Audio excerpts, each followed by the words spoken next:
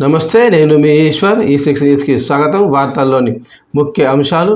రాష్ట్రంలో జల విద్యుత్ కేంద్రాలపై బట్టి విక్రమార్క సమీక్ష సమావేశం నిర్వహించారు. జల విద్యుత్ కేంద్రాలకు మరమ్మతుల నిర్వహణలో ఎందుకు కాలయాపన చేశారు? ఇంత సోమరితనమా?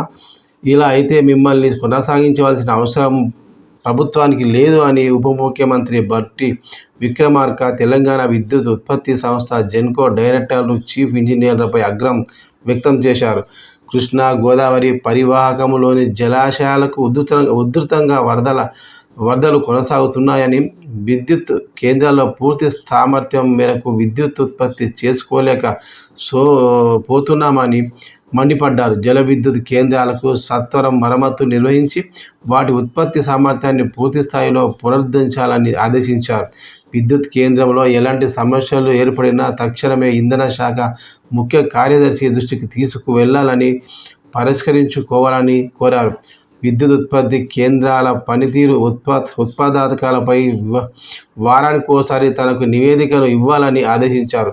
విద్యుత్ ఉత్పత్తిలో ఎలాంటి అవాంతరాయం ఏర్పడకుండా చర్యలు తీసుకోవాలని బట్టి ఆదేశించారు. ఈ సమీక్షా సమావేశంలో ఇంధన శాఖ ఇన్ఛార్జి ముఖ్య కార్యదర్శి సందీప్ కుమార్ సుల్తానియా, ట్రాన్స్కో జేఎండీ శ్రీనివాసరావు, జెన్కో డైరెక్టర్లు అజయ్, వెంకటరాజు, లక్ష్మయ్య తదితరులు ఈ సమీక్షలో పాల్గొన్నారు.